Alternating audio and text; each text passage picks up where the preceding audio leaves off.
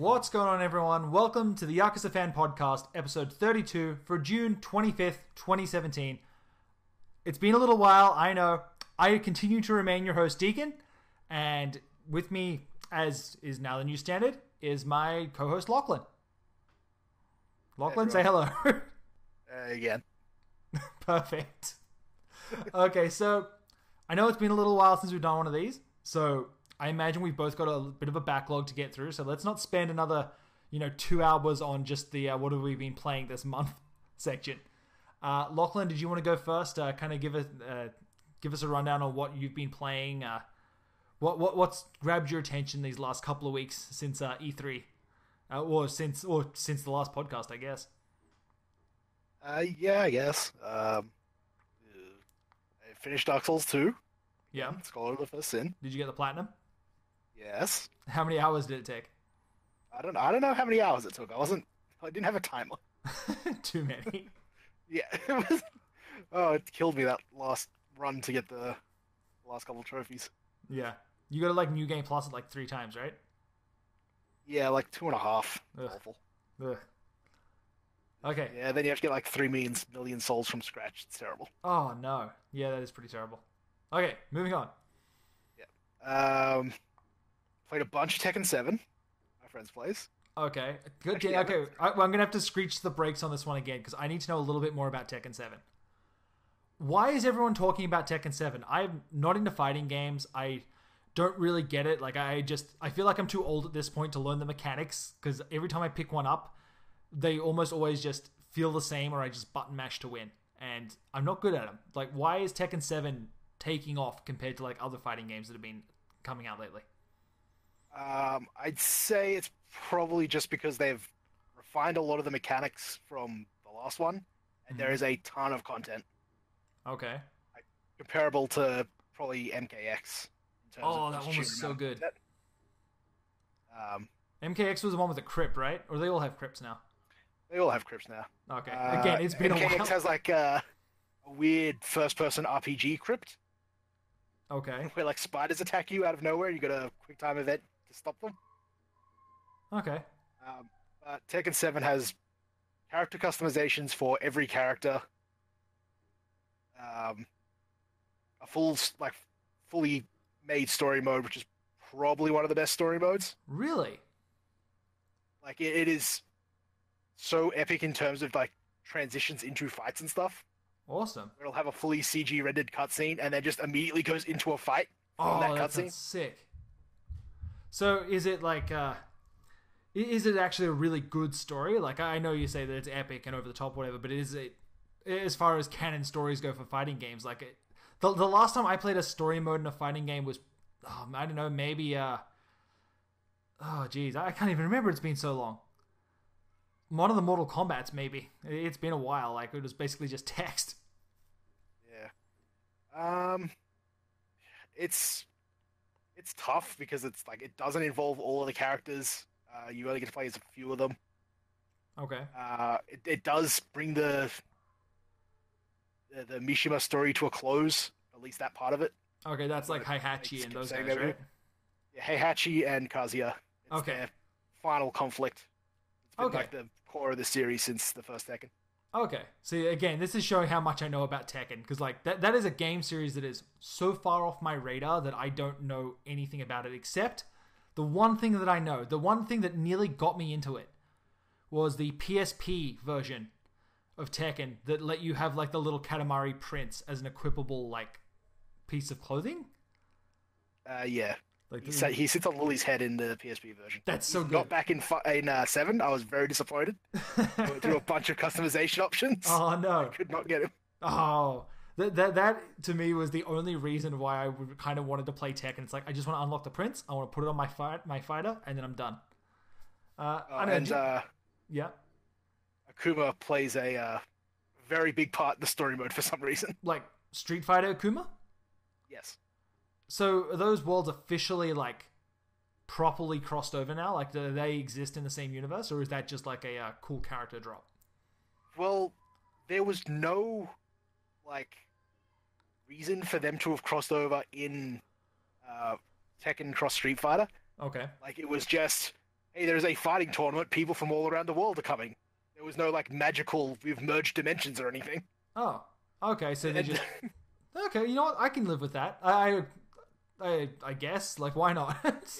yeah. Well, and then the Akuma is just like, hey, Heihachi's wife saved my life once. So now I'm here. Spoilers. Okay, cool. Then, so, do you think that it's worth me checking out Tekken 7? Like, again, not a fighting game fan, no interest in the series really before this. Like the character designs, but kind of missed the boat. Is it welcoming for a newcomer? I think it's pretty welcoming. I believe this one has all of the cutscenes from like every previous Tekken. Okay, so you can get caught up on the story. Well, as far as like storylines go, I mean, one of them ends with the bear throwing Heihachi out of a satellite. I think that's a non-canon ending, but no, that's probably canon. he canonically gets exploded at the end of Tekken 6, I think. He sounds about like we've got like a Meta Ridley situation going on here. They rebuild him. At the end of I think it's 5, he gets exploded, and then the start of 6, they just go, Heihachi was exploded, but he is no ordinary man, so he didn't die. See, that's pretty fucking sick. He is. Heihachi's the best character. Oh no. He's just an old man who hates his son. You were telling me about that like how I don't know how big of a spoiler this is, but you like play the scene where he throws his son off the cliff. Like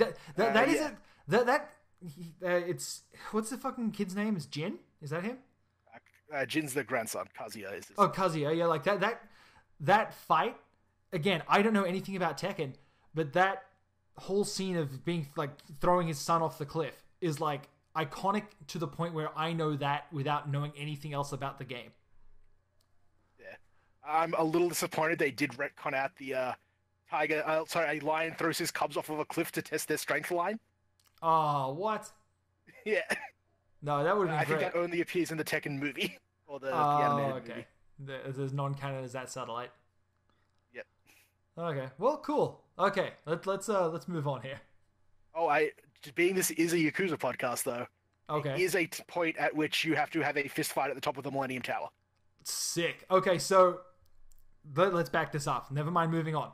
Is it actually called the Millennium Tower? Yes, they say Millennium Tower. Oh, what?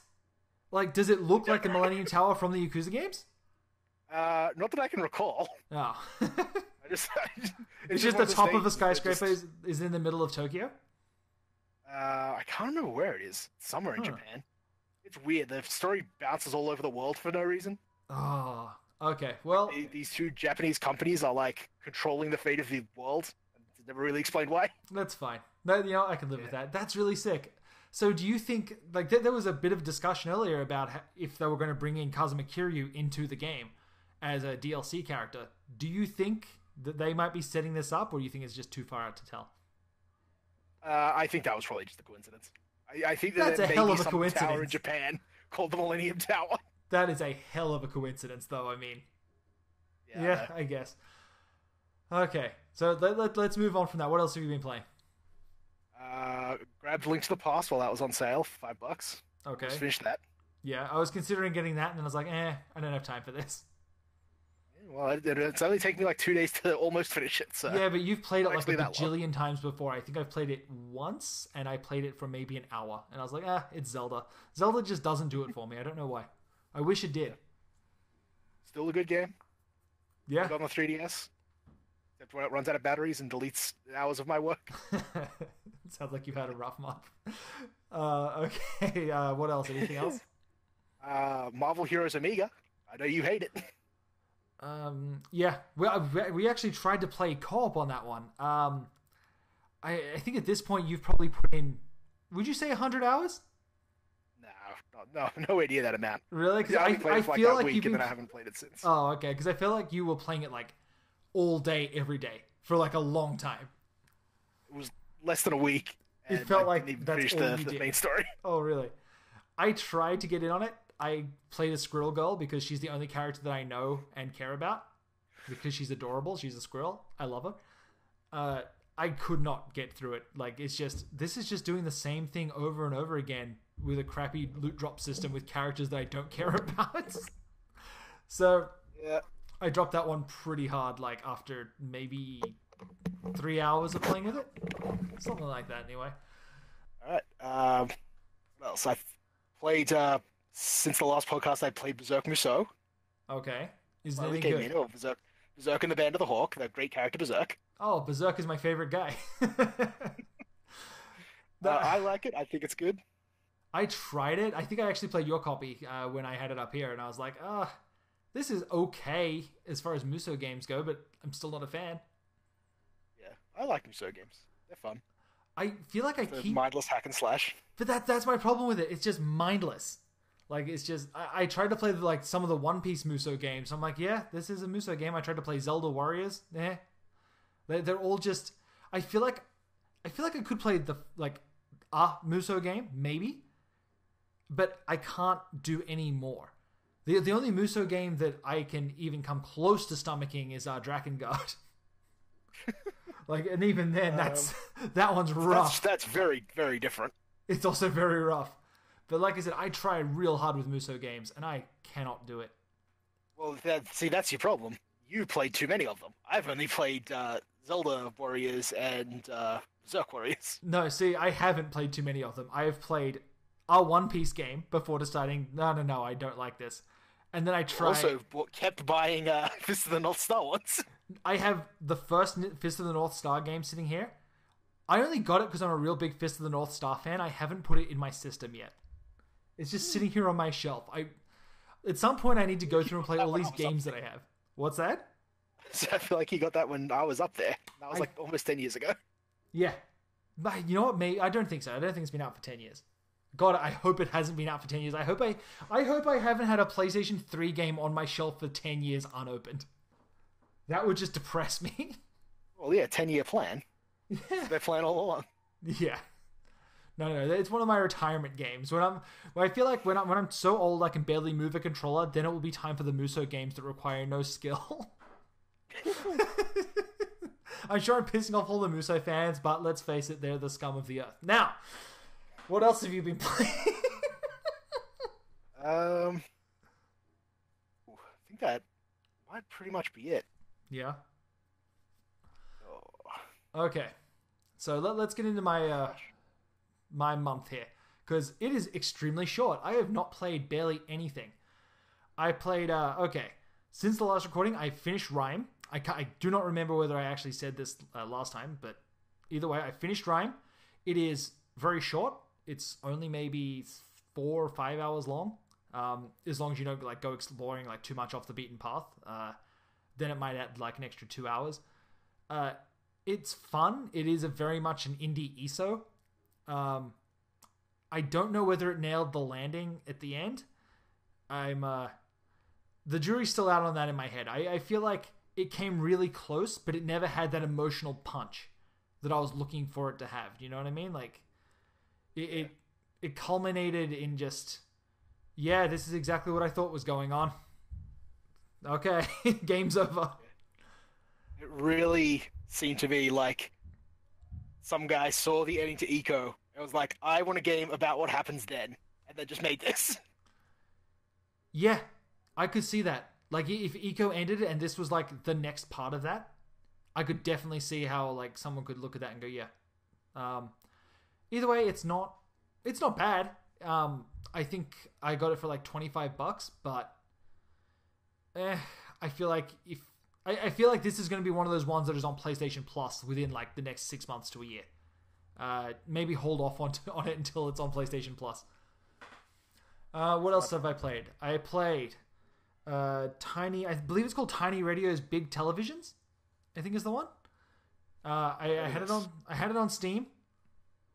It's like a little puzzle box kind of game where you just kind of have to like click around a world and find like pieces of a puzzle. Like that opens like a door. You go in the door. You find a puzzle in there. You hit a switch. It opens up another door, and the world just kind of unfolds itself while you're sitting there watching it. It's fun. It's really cheap right now. We're in the middle of a Steam sale. I think I got in the Humble Bundle. It was like, you know, one of those $1 games. It's fun. I like it. I need to put more time into it. I don't know. It's fun. It's the best I can say about it. I also dropped some time into Ubisoft's snowboarding extravaganza, like their snow sports game, Steep. I prefer to think of it as the game where the mountains have backstories and talk to you all the time. They don't talk to you as much as you would think. Have you got to that part yet? I got to the very first plot point. I was not. I wasn't expecting that. Like, I haven't played it like a lot. I've just been like messing around, like snowboarding or skydiving, whatever. Like, it's just been doing the extreme sports stuff. I haven't been doing any of the weird meta shit yet. Like, just do the mountain stories. They're the best part of the game. I did one of them. They are really good. Like, are they based on like actual stories, or are they just bullshit they threw in there? I'm pretty sure it's just bullshit. Okay. I can't say 100% though. Okay. It seems like they took a mountain and then said, hey, let's have the spirit of the mountain express its love for things. See, I like that. I thought that was really interesting. So, Steep, it's on, I don't think it's on sale anymore. Either way, it's a game. It's the funniest tonal whiplash to me. To go from an extreme sports game with Red Bull plastered everywhere to sailing down a mountain while the mountain itself tells you its ancient histories. That's great. That's what I want. Like, I think Steep is supposed to be like the what's it called? The official Winter Olympics game. And it is now. Yeah, but like the upcoming DLC is like the Road to the Olympics, and so it's like all Olympic winter shit in there now. It's fantastic. Like I said, it reminds me, and this is the only thing that I can kind of compare it to. Like, I really don't like sports games. Like, there is maybe one other sports game that I'll give a pass to that's not Tony Hawk, and that's 1080 snowboarding. For whatever reason, when we were kids, we would play that constantly, and we were pretty good at it too. So Steep feels like, for me, is the next step in 1080 snowboarding, where I'm just coasting down a mountain having fun. Like, the physics are really good. It's kind of arcadey, kind of realistic. I don't know, for whatever reason, Steep is just doing it for me. And I think it's just because I can just put on a podcast, go, like, turn off my brain, sail down a mountain, and then fall asleep. Yeah, I can see that. I like going down the mountain. I like the different... I love the wingsuit. The wingsuit's great. Yeah. I mean, that's just the wingsuit from Far Cry, though. I don't know if that was all in first person.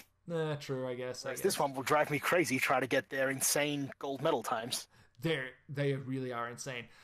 It's got the weird multiplayer component where you can race against ghosts or other players, and I keep seeing people, they don't pull their chute at the end, they just slam into the ground as hard as they can.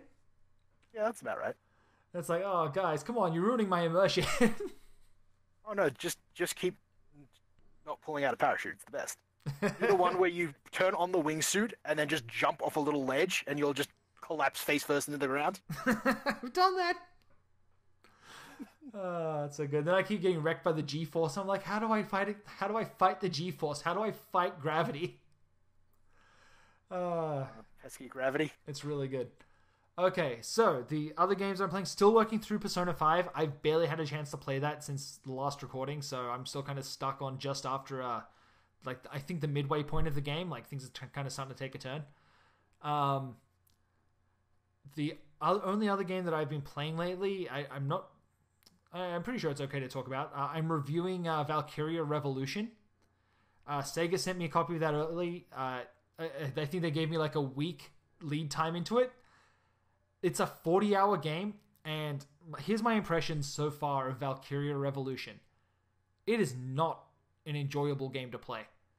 It has a lot of problems with the gameplay where you're running around as like a squad of people, and nothing has weight. You're exposed all the time. Like, they give you the ability to hide behind cover so you can strategize. But whenever it's better for you to just run into a crowd and then press triangle to bring up your menu, which pauses the game anyway. And using your special moves doesn't detract from anything that you do. Like, if I run into the middle of a crowd, I press triangle, pull out my grenades. I throw the grenade and it explodes and causes damage without any of the enemies having any opportunity to run away. Like, there's no strategy. I feel like I just turn off my brain when I play it. It's just not enjoyable. Not a strategy game. It's not, but it's not enjoyable either. There's no... Like, everyone is so edgy and over-designed. Like, you know when you see... what's the Final Fantasy artist there that just adds belts and buckles and zippers and shit to everything? Katsuya Nomura? Yeah. All of the characters feel like worse versions of that, where it's just like, hey, how much shit can we put on these characters that make them look cool? And they just... Yeah, that's... It's just... All the characters are badly designed. Like, everyone in the original Valkyria was so good with their character design. Like, everyone's got that awesome uniform and, like, like the biggest, personality that they had was that your second in command would wear, like, a little bandana instead of, like, the military regulation hat. And that's all you needed. And she looked fucking great. Whereas, like, all of the characters in this wear, like, big fucking coats and, like, frills and frocks, and it just has such a... What's that? I can see the design decisions of just, hey, these other three didn't sell all that well. Why doesn't it sell compared to, like, Tales of? Well, every character just looks the same in the same uniform. Oh, it's just so make everyone bad. Crazy over the top anime. It's so bad. And then, like, there's just these weird, questionable decisions. Like, hey, you want to go upgrade your weapons? Like, you get dropped into, like, a base, like a world, like a little town where you can go and talk to people and then walk to different locations. Whereas in the original Valkyria, it was just basically menu-based, right? Like, you didn't have to go down into the camp. Yeah, it was the first 3 are strategy games. Yeah. And this one is a Tales of RPG. But no, it's not a Tales of RPG. Because you pick your operations from a menu. It's just everything, like, you get a little town, and it's like, oh, I'm going to go visit the barracks or whatever it is. And you walk to the side of the screen, like, to find an exit to the main town, where a list pops up, and then you choose where to visit next. But say I'm in headquarters and I want to upgrade. I want to upgrade my weapons. I need to go through 2 loading screens. I'm on a PS4 Pro. Each loading screen takes 30 seconds apiece, and that's how I get to my upgrade screen. I go through a minute-long loading time. The guy who does your upgrades is on the second screen, but he won't activate as a weapons upgrade shop until you go to his own personal screen. Like, and even then, when you talk to him, it brings up a menu, and you just choose what to invest in. And it just feels like such a waste of my time, and I don't want to do it. I just... Yeah, well, I can give you a design reason for that too. Okay. Oh, you want to emotionally connect with the characters. Yeah, well, how do we make it so these characters have, like, a cool world you want to invest in? We give them a headquarters. But that's the thing. I don't want to invest in this world. Like, at all. It's just... It's so benign with everything that it does. It's like, why are we doing this? Like, and then the main plot is kind of starting to show a little bit more. Now I'm like, okay, like, I get who these characters are. I get why they're doing what they're doing. I get the whole revolution thing. That part's interesting. But then it's like, every single character decision, like every enemy, every piece of world lore is just like, why? Why do I care about this? I don't. Like, how are we so good? How is we're like the shittiest little country, and somehow we made this anti-Valkyria squad that is designed to kill a Valkyria, even though no one has ever done it. We don't have any of the powers of a Valkyria, and possibly the Valkyria that we're fighting against isn't even human, like, or humanoid. Like, I don't understand. Like, it's just bad. I don't like it, and I really want to finish this review because I want to actually put something out there. But when you get those games that are just boring, like, I could understand if it was like a wholly bad game, or like if there was something funny about it, or just some kind of feature that wants to keep me invested because it's like, holy shit, let's see how bad this can get. But it's just so boring. Like, and I'll sit down and I'll play it, and I can, like, I'll sit through an hour-long cutscene and nothing happens.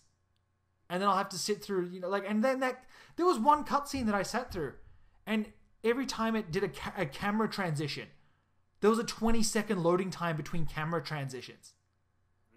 Yeah. Riddle me this. Yeah. If it becomes like a real revolution, and you storm a Bastille or Okay. or a Winter Palace Okay. and kill the ruling family, and then strip their corpses of their jewelry. Okay, I'm pretty sure you're falling into the Russian royal family here. Well, that was a revolution. So if this started to get darker like that, I mean, the original Valkyrie was like that was all about like pretty much the genocide of the Jews. Yo, yeah, the original Valkyria has one of the best storylines I've ever had in a video game. Like I don't think that's crazy to say that the original Valkyria was World War II analogy. oh yeah, This one is hardcore. like a Russian Revolution Uh, analogy. yeah, I'd say that. I definitely say that. Or Like as far as like right now, could be French Revolution. no, it's very much Russian Revolution. Like it definitely feels like that with the level of technology. Like it's set in the Industrial Revolution age. Like it feels very much like the Russian Revolution. But I don't know. I'm struggling, man. I'm trying real hard to get through this, but I don't want to say that this is my final thoughts or opinion or anything, but this is just where I am right now, about 4 or 5 hours into the game. I just don't want to keep playing it. That may change, but just every single design decision, every single change, like it's great that they're touting it as, oh, this is like a spin-off or a don't count this in the main title or whatever. It's just, I guess, but I don't want to be here. I would rather go and play any of the other games because at least they feel like they had a heart to them and they weren't just like someone kept just throwing darts at designs and said, oh yeah, this one, no, this one. No, it just feels like they're trying to make it more like a traditional JRPG. But it's not, because it's this weird hack and slash. Like you go into a field, like I don't even know why I'm killing these people most of the time, or why, or how we're so good at it. We're like the shittiest little country. Like these people have literal Metal Gears on the field. Like I'm not joking. Actual Metal Gears show up in this game, and we walk in with our sword, and all you do is walk up to it, and you just mash X over and over again. There's no strategy. I'm playing on normal difficulty. I don't think I'm over level because like the Metal Gear starts showing up on the 3rd level. Like I've never been defeated. There's just nothing here. Anyway, whatever. That's. I'm gonna leave that there. Like I said, I'm gonna keep working at this for review. Maybe my opinion will change. Maybe something crazy will happen. Right now, though, outlook not so good. Well, hey, at the very least, if it doesn't go well, then you can go, well, it was just a spin-off. Thank God. Don't worry. Yeah, like I just. This isn't the direction of the series. This isn't Valkyria Chronicles 4. You know what? I was looking up some of the other reviews to see, like, I was thinking to myself, I can't be this far away from, like, what people think, right? Like, I was really worried that, like, am I playing this wrong? Am I missing the hook? And then I went and looked up some of the Japanese reviews. They're like, oh, no, this game isn't great. Like, not many people like this, even in its home country. So, I don't know, man. Like, Yakuza 0 was, like, the high point of Sega's year for me so far. The only thing that might come close is Sonic Mania at this point. Okay, let's move on. Like I said, I didn't want to get into that too much, but I've been having that bottled up for like the last 2 weeks. And I think that's it though. That's all I've been playing. I haven't touched anything else. I haven't had a chance to touch anything else. So let's jump in to the Yakuza news. So we had E3 this last 2 weeks ago now, and there was a bunch of stuff that came out from E3. But you know, before I jump into that, I just want to put at the top of the list here. First Four Figures is still working on their Kazuma Kiryu statue. They have a new render of what they want the statue to look like. The face looks amazing. It is almost 1-for-1 Kiryu from Yakuza 4. Like, it looks like model perfect. It looks amazing. They are running a vote on the First Four Figures official collectors club group, which unfortunately for some reason is a private group, and you need to go on there, find the specific poll, and click yes, and they need at least, according to them, at least 450 yes votes to put this Kazuma Kiryu statue into production. Right now, I think we're at 280. I am not holding out hope at this point, but go on to yakuzafan.com. I have a link on there to the poll. Please, if you want a Kazuma Kiryu statue, like I'm talking like a good quality, big ass statue, like it's not going to be cheap. It's going to be like a proper collector's item. Like they're probably only going to make like 1,000 of these things. go and vote for that statue, because I need that statue. Lachlan, I'm sure that you won't get that statue, but you like the idea of statues. I really like the idea of statues. We'll see how First 4 works on their face models. We'll have a render. Right now, see how it turns out in actual design. Right now, it looks really good. It looks... I mean, they... As far as I understand it, the way that the First 4 would make it would be to have the 3D... Would have the render and then 3D print it and then cast the mold from that print. So realistically, it should be 1-for-1 of what the render is. And then it all just comes down to painting. And painted Kiryu statues. There's also a variant they're working on, which is going to be even more limited edition, which is Kiryu with his shirt off, with like that big dragon tattoo down his back. It looks so sick in the render. Again, we only need 450 votes for them to go ahead with this. Please go and vote for this Kiryu statue, because I need this in my life. Okay. Explain why you have a naked man with a big tattoo on his back. Dude, lying around the house. I am looking at my office now. Half of my figure collection is either like little anime girls or like big buff dudes. Like I have a type. And the boss. Now, that being said, yeah, go vote. So let me just quickly run through the other stuff that was shown at E3. Sega had an amazing E3 presence this year. They had the Yakuza 6 and Kiwami booth in Sega's area was a replication of Tenkaichi Street. They had the archway at the front. They had like the big Japanese signs all over it. They had booths set up where you could come and play Yakuza, Kiwami, or 6. It was just pitch perfect. It is the most attention I've ever seen them give that game at an E3, and it's just... I couldn't believe they went all out like that. That was absolutely amazing. I was stunned at how cool that looked. Did you happen to see that at all, Lux? I saw a couple of pictures. Yeah. See a lot of video or anything. Okay, but yeah, it just looked cool. I believe Sega's official Facebook page had like a 360 virtual tour walkthrough kind of thing. So if you guys want to go see what it looked like, check out Sega's official Facebook page. Long way we've come since let's only focus on Sonic and Aliens and Total War. They really got screwed over with Aliens, I feel like. I mean, and don't get me wrong, ever since they bought Atlas, Sega's been doing an amazing job with their Japanese releases. But it was just so cool to see this year's E3 focus so heavily on Yakuza. Like, I couldn't believe it. I thought the badges were going to be Sonic doing his, like, finger up no pose. Yeah, okay, that's another thing. I don't know whether we touched on this last time, but the official E3 badges, not just the Sega ones, the main ones that everyone was carrying around for E3, was sponsored by Sega. And they were Yakuza 6 themed. So anyone that has an official E3 entry pass badge has a big old Yakuza 6 advertisement on it. That was cool. So every photo of like a journalist or anyone that went to the public days, anyone that was, because E3 was open to the public, any person from the public that was at E3 has this great big Yakuza 6 advertisement in all of their photos. It's amazing. I was very impressed. I'm sure they won't be confused when they buy Yakuza 6. I am a little confused. I'm a little concerned that when Kiwami comes out, people are going to get that confused with Yakuza 6 and be like, oh, this is just Yakuza 0 over again. Like, yeah. I'm really worried we're going to hit that oversaturation point because they're releasing them so close together. Like, 3 Yakuza games in 1 year is a little concerning for me. Yeah, as much as I really like the idea of Kiwami, to do a prequel that is ostensibly a jumping-on point, and then to do the first game again. Yeah. I mean, I love Kiwami. I think it's great. I think that it's the $30 price tag, like $30 for Kiwami is an amazing deal. Like, do not sleep on Kiwami. It is totally worth that entry fee. But I'm just a little concerned that people are going to be Yakuza'd out when 6 hits. But we'll see. I can only hope that they are Yakuza'd out so I can actually get a copy of this one. You still don't have a copy of 0? No. Buy it digitally. Ridiculously expensive. I would like a physical copy. Yeah, well, I've come too far.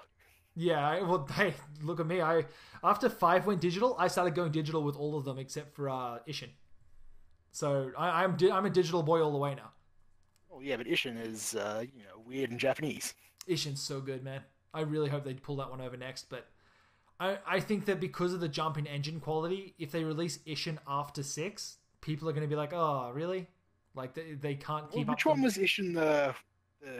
Ishin's the one where you play Sakamoto Ryoma. Yeah, I know that. It was the template for one of the engines. Oh, Zero. The Zero engine? Yeah. It went Ishin, Zero, Kiwami, 6.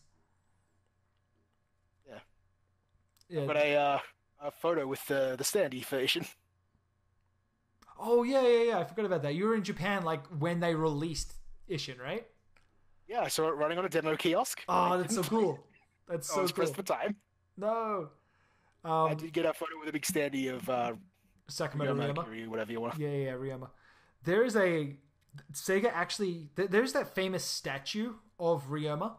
Like, I believe it's in his hometown or where he was killed. I can't remember exactly where. My history is a little rough.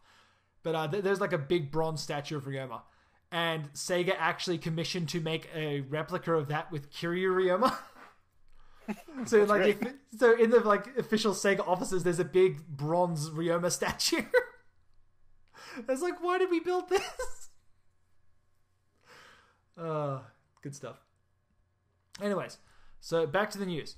So if you check out up on YakuzaFan.com, I posted the IGN's 15 minutes of Yakuza 6 gameplay, where they sat down with the game, they ran around, they did a couple of the side missions. You can see the Dragon Engine.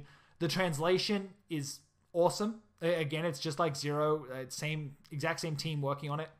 They've nailed that translation, and because it's modern day, it's a little bit better than it was 1980s using that slang. The modern day translation works a lot better than it did in the 80s. No one's running around saying like "holy shit balls" or stuff like that. So far as the demo shows. So go check that out. It's really good to see Yakuza 6 in English. It's using all the same fonts. Everything is kept on brand, or it at least looks like it's all part of the same world. That's not mixing and matching like they did with Yakuza 3 and 4 and 5 even. Anyway. So. Because they kept changing like how things were translated, they would like change what fonts were used and things like that. Or okay. Or my favorite is Yakuza 3 like famously just has huge chunks of text that are just untranslated. Like when you walk around the town, someone will say something and it'll just won't be there. Like Yakuza 3's translation was really rough. Yeah. I can't believe they kept going after it. I can, just because of how much money it costs to develop those games, and I think that there's always been an audience for Yakuza games. They just have struggled really badly to find it. Sega don't know how to market this game. I maintain, take out ads on Crunchyroll. I don't know why. Like, I use Crunchyroll from time to time to watch anime. That is literally your audience. Like, I don't know why I'm not seeing Yakuza ads all over anime sites. Like, all the time. Well, the last time I watched an anime with a full ad experience, it was just every ad was just an ad for Evangelion 3.33. That's fine. That's perfectly fine. Or hell, like on YouTube, you can set targeted ads. Every single video that has anime in the tags or in the title, they should be having focused Yakuza ads, because that is the audience. Like, the anime audience is the Yakuza audience, and it's so dumb to me that isn't the main focus of their advertising campaign. It's so weird. Anyway, hire me, Sega. I'm still available. I will work on your marketing campaigns. I know what I'm doing. No, all you get is Valkyria Revolution. No, that's what you get. You don't like it. No. Oh, jeez. Send me Kiwami for review, Sega. What else? There was a live stage show at IGN during E3 with Nagashi and Sam from Sega. And they just kind of talked to the host about Yakuza 6 and it being the final chapter in Kiryu's story, and what it was, what the engine is like what they plan to do next. There's nothing really new in the interview, but it's always nice to see Nagoshi get on stage at E3 and, you know, discuss Ryuga Gotoku. Like, I really appreciate when they actually acknowledge that the series exists. I hope it ends like Metal Gear Solid 4 starts. Him in a graveyard, gun in his mouth. Fate a black gunshot. I can tell you right now that it doesn't.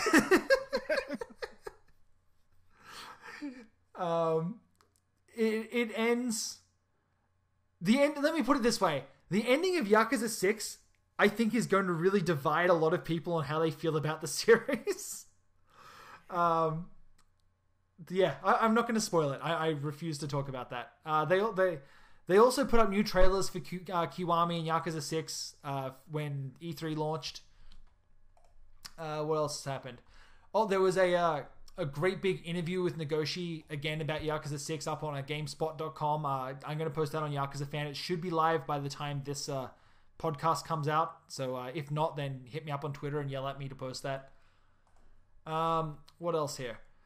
Okay, so let's talk a little bit more about E3 itself, like what they did at E3 with the Yakuza booth. So, as I mentioned, they had this great big booth. Everything looks amazing. They actually had like proper merch tables this time. So if anyone that came to the booth would get a Yakuza 6 backpack, like a tote backpack. And so you saw all these people that went to the booth walking around, again, with great big Yakuza 6 advertisement backpacks. You've got it on your tag on the front. You've got it on the backpack on your back. Like, where'd they get all this money from? Like, I don't know. It's amazing. Like, Sega's really pushing this hard. And don't get me wrong, these tote bags aren't the best quality. They're if you try to use them more than like a couple of days, they'll probably fall apart. They're pretty cheaply made. But the fact is, everyone's walking around with these advertisements. Everyone wants a Yakuza 6 backpack. That wasn't the best part, though. If you went to Sega's booth and you found, like, the staff there, they were giving out, like, little packets of pocket tissues to people. Like, anyone who would come up to a staff member would give them a pack of pocket tissues. Which, still, that's cool. Like, that is a cool idea, I think, just at all, just to give out pocket tissues. That's something very Yakuza-y, and especially people who are just coming off Yakuza 0, where they do that all the goddamn time.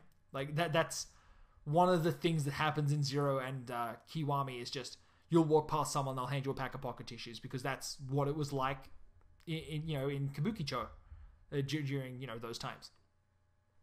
Now it's just Nigerian men screaming at you to get you into a porno bus. Oh, yeah. You're not even wrong. I will say this. I was very surprised in Yakuza 6. There's one Popo Mart that has one Nigerian man working behind the counter. And I don't know who they got to voice act him, but he is the happiest dude in the game. He is so pleased that you have come into his Popo. It just, I don't know. Like, if anyone's played Yakuza 6, go find that one Popo Mart. Find Mr. Popo. Yeah, oh, no. No. No.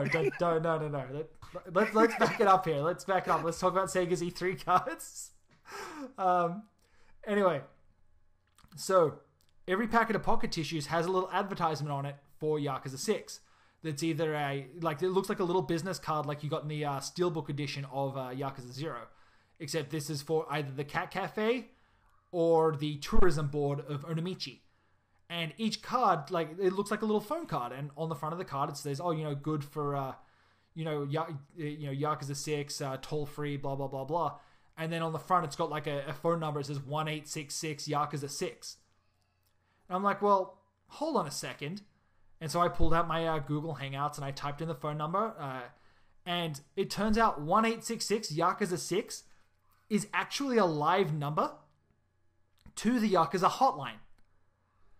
And the Yakuza hotline gives you the option of either talking to the Cat Cafe or to the Onamichi Tourism Board, where you can leave your thoughts on what you're excited to experience at either of them, and any message that you leave may be used in an upcoming advertising campaign for Yakuza 6. So, of course, I plugged the website and left a message on both, just saying how excited I am for Yakuza 6. I hope they use it. Again, if you guys want to jump into this, the line is still active as of this recording. So call 1-866-925-8926. And you'll get connected pretty much right away. It's all automated. You don't have to speak to anyone. That's a toll-free number in the US. I think maybe Canada too. But either way, if you can't call a US number, use Skype, use Hangouts. I don't know. I think it's kind of cool. I really love, alternate reality games. And I know this is like the most bare basic thing, but I don't know. I thought it was kind of cool. I'm sure they'll just redirect that number to you eventually. Dude, I wish. I would be okay with that. I don't know. I was just very, very impressed that they went that extra step and they didn't tell anyone. Like, that wasn't a news story. Classic SEGA advertising. No. Like, this is something that I feel like they just set up for E3 just to have something cool and like have a word of mouth. Today, I still haven't seen any mainstream blogs say that there is a Yakuza hotline number. Like, I was seeing people tweeting out photos of their pocket tissues with that number on it. And like, I saw that and I was immediately like, hold on a second, is that a real phone number? Yes, it was. Yeah, I don't know why you wouldn't call that. Right? No mainstream blog that I have seen has acknowledged that that number exists. It's not even on the official Yakuza website. I don't get it. Like, I know it's not, holy shit, this is cool space news. for motion comics. Yeah. Yeah. Don't even get me started. But it's cool. I don't know why it's not a more well-known thing at this point. So, like, the official SEGA account tweeted a picture of all the merch you could get at their booths this year, and those phone cards were on there with the phone number exposed. And still, I feel like no one called them or tried to do anything with it. I don't know. I feel like if I was running a mainstream blog, I would look at that and go, oh, wow, that's actually really neat. Feels to me like Yakuza's bigger, not quite big enough to take advantage of viral marketing. Reality. Yeah, viral marketing. I guess, yeah. I know, it's just so disappointing.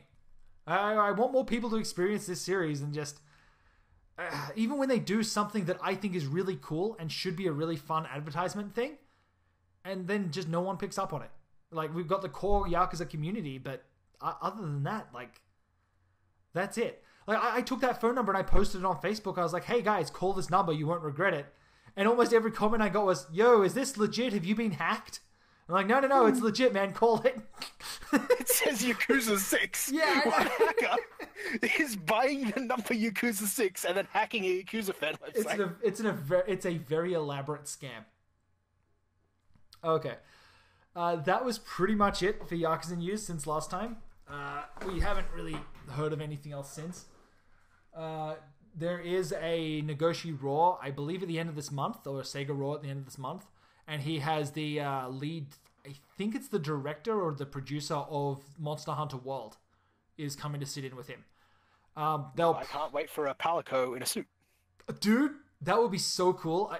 If Monster Hunter World has Palicos with Yakuza suits on, like if I can get like a little Akiyama Palico or a little Haruka Palico, oh, I'm in. I was in anyway, but I'm double in. Yeah, I just want a suit. Like a suit for the hunted based on that. That would be even better. I don't think they're going to be announcing anything new for Yakuza 6. Sorry, Yakuza 7. They might drop another keyword, maybe. Please don't get excited for this thing. Like, if everyone remembers last time, it's literally just Nagoshi and the director sitting down and talking for maybe 2 hours. Nagoshi might drop a single hint at what they're working on. Do not expect a reveal. Do not expect any groundbreaking news or like previews or anything like that. They might say one tiny little thing. I'm telling you right now, there's been no leaks from Famitsu. There's been no announcements from SEGA. Nagoshi might say one tiny little thing. In Japanese, it is not worth staying up until 3 a.m. for. And then yelling at me that he didn't say anything. Why aren't you pushing him to reveal more? Dude, I don't understand. I told people so many times, don't expect anything to come from this. Don't expect Nagoshi to announce anything.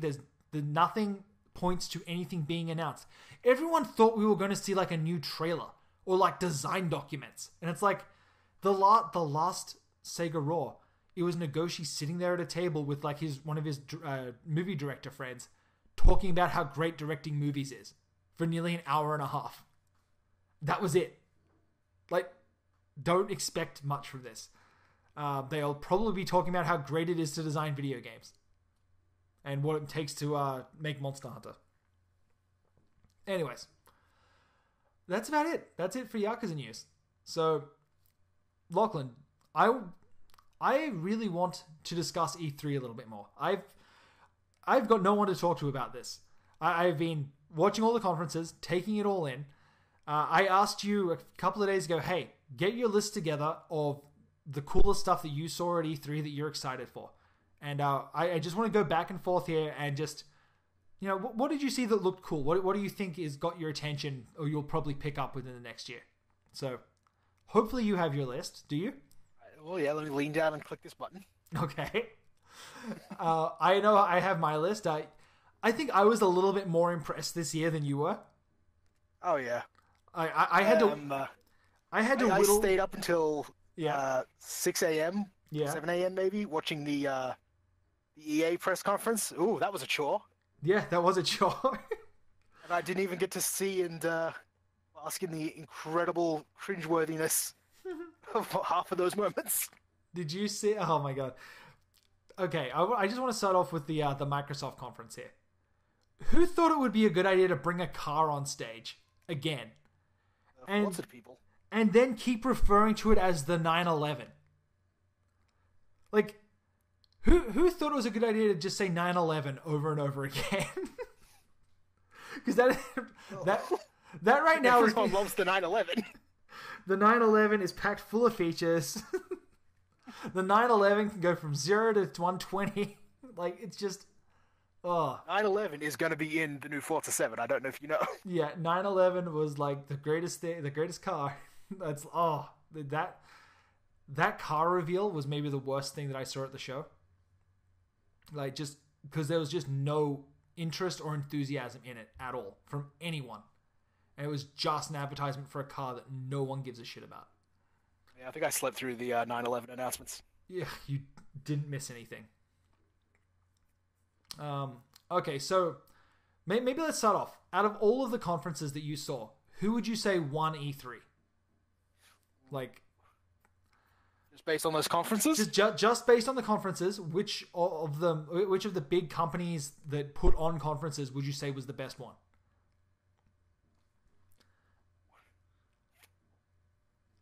So I don't know. I feel like Sony was pretty good. Sony was okay, but I feel like it was a little lacking. Like, there wasn't that big, holy shit moment. Like, yeah, I can see that.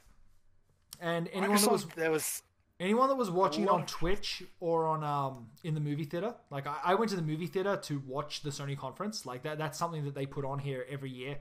You can go into a theater and watch the whole conference. For the first 15 minutes of the conference at the theater and on Twitch, the sound was fucked. Like, it just didn't work. So that was a bit of a letdown. Anyone watching on YouTube, it was perfectly fine. I felt like could have used a little bit more breathing room in the middle, and they didn't. The only thing that they really announced that I gave a shit about there was Monster Hunter World and Shadow of the Colossus.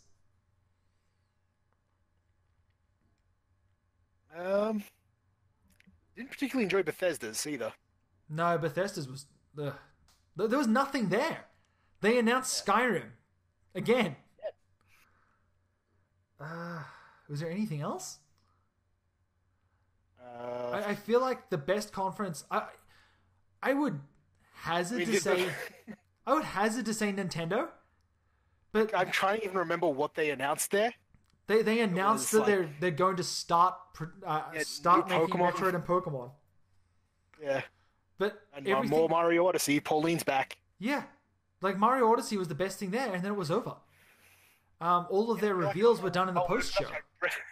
Breath of the Wild DLC. Oh, don't even get me started on that Breath of the Wild DLC. What a joke. What else? I feel like... What's that? I just don't like the way they're presenting that Breath of the Wild DLC as some weird season pass. Yeah. Because if you just bundled everything in together and said it's $20 for all this, that doesn't seem so bad to me. Yeah, exactly. But to say, it's a season pass, it's like, yeah, I guess. It's a season pass in which you can't buy each DLC separately. Yeah, so why not just say it's the Zelda DLC? But now it feels like you're getting screwed. Yeah, exactly. They're forcing you to buy this first half, which isn't very good. Yeah, Like, that's just it. I don't want that first half. Like, I don't particularly like Zelda, and even I'm like, this isn't doing anything to turn me around on it. Anyway, I gotta say, I think Ubisoft might have had the most interesting conference. Like, in terms of stuff they announced. Okay, let me put it like this.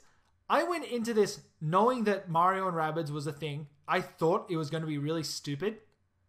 And I gotta say, they turned me around on it. Like, they sold me. It hasn't changed at all. They sold me that game. An XCOM Mario Rabbids game. I can't believe this is the timeline that we're living in. They brought out Miyamoto onto the Ubisoft stage with a gun. The Rabbids in time went back in time and altered the timeline to have more rabbits. That was so weird. It sucks to me. Mario XCOM sounds so good, but then you go plus rabbits, and I go, oh no, go get out. Yeah. Get out of my house. That's not a thing I want. Please leave. Take your rabbits and leave. That's very true, I suppose. It's like he's sitting there, he's made up a little diorama, he pulls out like Mario amiibos, he's like, what if we had these Marios in a grid and you move them around and attack people? Like, ooh, and then he pulls out rabbits slowly and he goes, and these guys. No. I was like, oh look, we I'm just putting these in as placeholder until we can put in the real protagonists. We couldn't sell all these Rabbids figures, so I'm just using them in for display purposes. New Rabbids figures, not amiibo. So, I don't know. Why would you do that? Yeah. Do you think Mario Odyssey is going to have like a boatload of amiibo support? I think at best you'll probably get some costumes. Yeah. Oh, how sick would that be? Oh, you know They've what? already showed off Mario in a sombrero. I was going to say it would probably be hats. Could you imagine scanning the Sonic amiibo and him getting one of those stupid quill hats that everyone at SEGA was wearing during E3? Oh, I imagine it'd be like the Tanuki suit, but it would be Sonic. No. I don't think they would go full suit. I think they would maybe just put a hat on him. Yeah. I imagine like you'll get that tuxedo Mario from that amiibo. Like you'll unlock it as a playable thing or something. Yeah, I could see that. Yeah. Oh, I'm pretty excited about that one. Okay. A wink hat. Will we put that on him? Yeah, hell, why not? And it'll make, I don't know what his special power will be. It'll turn the hat into a boomerang or something. You know what? Let's move forward here. Yeah, for me, I think Ubisoft won E3 as far as conferences go, just because I don't think I could legally put Devolver Digital in the running, which hands down.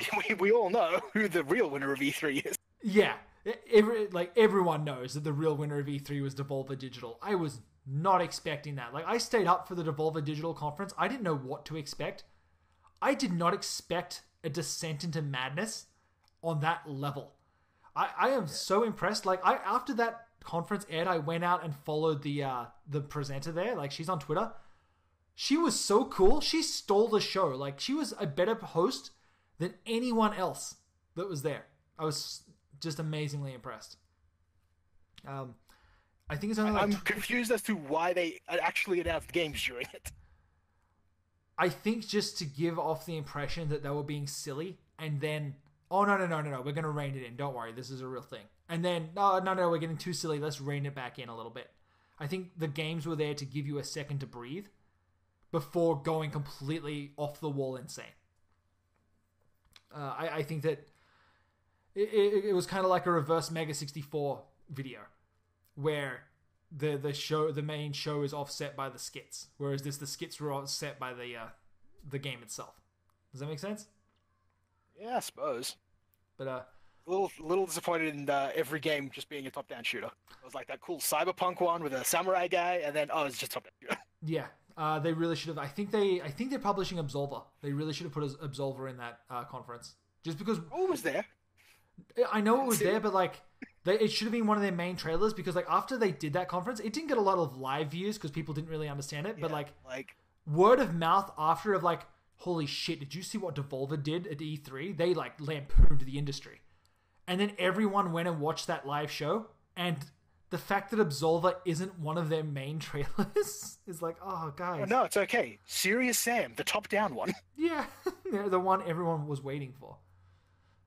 So yeah, like I said, my vote, if I could allow it, Devolver Digital would have won E3 for me. I mean, they did. But Ubisoft, as far as actual company press conferences go, I feel like had the most heart to it. Most things you wanted to see? Not even stuff that I wanted to see. It just felt like, it felt good to see Genuine? It felt really good to see those developers get up on stage and like the guy doing Beyond Good and Evil, he was like sitting in the audience crying tears of joy, and I loved it. It was just so. You're thinking about the guy that is directing Mario Plus Rabbids. Either way, I don't care. Like I love those humanizing moments, and that's something that Sony nailed last year and was just missing. Like last year when Kojima took the stage, and then this year it's just like, oh yeah, nothing. There were zombies tied up at the top. Cool. Yeah, that was weird. That made no sense. Okay, so yeah, Ubisoft for me. Lachlan, what about you? I don't know. Ubisoft had a lot of stuff that I wanted to see that I thought looked interesting. Yeah. I mean, they might just have to win for default because a lot of the Sony stuff was either stuff with the Wii. Yeah. Or like, oh, here's what Days Gone. Well, I don't care about that. And here's the DLC for Horizon, which I haven't played yet. So yeah. Microsoft had a ton of games, but none 911 car. Microsoft had a shitload of stuff, and none of it looked very interesting to me. Like, I did my list of stuff that I wanted. There's a single game from the Microsoft conference that's on my list here. Oh, sorry, there's two. But they're also available on PC, and eventually PlayStation 4. So it's like, I guess. So. Yeah, I think just out of a lack of anything better. Yeah. Ubisoft. Yeah. I think that's the best you can hope for. Okay, so let's go down this list here. So do we want to how do we want to do this? Do we want to do you list all your games that you think look interesting, and then I'll list mine, and then we'll wrap it up? However you want. Okay. Well, how about this? How about we go back and forth? So, why don't you start us off? What my list is in no particular order. Oh, my list is in order of probably most excited to least. Okay, that's fair. Well, let's do it like that then. Or do we want to work up to most excited? Let's work up. Let's work up. Okay, so what looked pretty cool from your perspective? All right, biggest turnaround for me. Yeah. Skull and Bones. Yo, man. First trailer. Yeah. Sick pirate action, and then second trailer, Black Flag multiplayer. Oh, I was gutted. Like I didn't know. I didn't see anything about that like at all. I didn't know it was coming. I thought it was like, oh shit, this is Black Flag, but they've taken out all the bullshit. And it's like, oh no, it's just the multiplayer. Like, it's like, I went into Black Flag, it's like, oh man, well, I just want to play as just a pirate. Let me just play as a pirate. And then Ubisoft's like, yo, get this. We took Black Flag, and in this one, you play as the boat. Like, I've never had the rug pulled out under from me so hard before. Yeah, like I want cool pirate roaming around thing. Just strip out the assassin stuff even more than it was in Black Flag, which was barely there. Yeah, exactly. Let's just say, like, we've got these two pirate games from both. What is it? Oh god, what the hell are the games now? That Microsoft one made by Rareware, Sea of Thieves. And then there's another one. Like, I can't remember. There's another pirate game. I can't remember who was putting it together though. Both of those, like Skull and Bones, looked more interesting than both of those at the start, and then quickly became like, maybe I'll play it if it goes free to play. Yeah, the way they were talking about it, it just seemed to be following the exact same model of For Honor, but instead of one-on-one night combat, it's ship combat. Yeah, like I said, if it's about free to play, world that's shaped by the teams and the decisions you make. It's like, oh well, that's like slightly change some multiplayer battles. Yeah, I bet it'll have the same exact map system where it zooms out. It's like, here's where you're going to be fighting today, teams. That sounds awful. Yeah, it's season 2 today. Season 2 starts today. Get your teams together. Yeah, no thanks. Yeah. Okay. I'm gonna take the reins here. So first on my list is one that I don't think was actually shown at any kind of conference, but it is River City Knights of Justice. Now, I'm a huge Cuneo fan. I love like the River City Ransom series. This Knights of Justice is set in like, I think it's old-timey Japan, where it's literally just that same River City gameplay, except in this one you're all, samurais and knights and all that kind of shit. It's got like this really ridiculous story. I love those games. I didn't know that was coming, so the gameplay looks like exactly what I want it to be. It doesn't try to be anything crazy different. River City Knights of Justice is that's nice. It's like eating like a hearty meal of nice home cooking. Like, it's just, this is comfortable. I like this. So that's why I'm excited for it, but it's at the bottom of my list. There was already a medieval Japan Cuneo game on the NES, though. Oh, I know. I'm pretty sure this is just an updated version of that, like the last River City game was on the 3DS. I think you could like customize some characters in that one. It was very odd. Yeah, see, I like that. So River City Knights of Justice, sign me up. Okay, Lachlan. All right. This one, really cool. Probably all lies. Okay. Anthem. Which one's that? That's the new BioWare one. Oh, yeah. You get a where suit, you're all playing as Iron Mans, yeah. Yeah. You plays your fleet of Iron Mans with maybe the worst radio banter I've ever seen. Like, that was terrible. No one is playing the game like that. Like, that was just bad. Yeah. It looks interesting. I don't think I bothered pre-ordering it, but I didn't. But like, it looks interesting and cool. I like weird sci-fi stuff. I like customizable mech suits and Iron Manning things and team-based RPGs with loot stuff. Yeah, yeah. I don't think it's real. I just saw Mass Effect Andromeda come out. I don't think this exists. That's because that one was by the B team. This is by like the main team that worked on Mass Effect 3. This is what they've been working on since I saw Mass Effect 3. Yeah. I still don't think it exists. That's very true. Okay. Although the HUD looked straight out of Mass Effect. Yeah, it did. How would you feel if it was connected to the Mass Effect universe? Ambivalent? Yeah, that's a pretty good way of saying it. Okay. So I will bring up the next one on my list here. For me, the next one that I'm kind of looking forward to here is the Swords of Ditto. Now, they did drop a trailer for this like right before E3. It looks like a cute little like Adventure Time JRPG. Oh, sorry, not JRPG, like hack and slash JRPG, where it's like top down. Looks like Zelda style puzzles. It looks really, really good. What I didn't realize before E3 was that every time that you play it, it's made to be like a little 2-hour story. So you go into the world, you play as one hero, you complete their story in 2 hours, you get to their penultimate moment, and then that hero dies. And either if you die before, or you die, or you get to the end of your hero's run, that's their story will end, and it'll go to the next generation of hero. And then you play as someone else who will remember what that hero did. Like, there might be like a statue to that hero in the middle of town. There might be like a portrait of that hero. So that next generation, then they go on their part of the story. And they get back into the dungeon and go deeper than that first hero did. And then when that hero dies with their part of the story after like 2-3 hours of game, next generation happens. And so it's this generational story that looks like a top-down Zelda hack and slash thing with like this weird focus on co-op. And it just looks so adorable. And I really love the idea of just, hey, let's just play a Zelda-style dungeon for 2 hours, and then you can take a break, and then you can come back and you can do the next generation. And it's just this constantly building story. And well, have you heard of what was the the one on the I know exactly, Rogue Legacy? No. Four Swords Adventures on the GameCube. I have that? 4 GameCube adapters. I have. Luckily, this is just two players, same screen co-op with just regular controls. So, I feel like this game, I don't know if it's announced for the Switch, but I feel like the Switch would be the perfect place for this. Like, if I was carrying one of those controllers. What's that? Just pull out one of those controllers, sit on a table at a dinner party.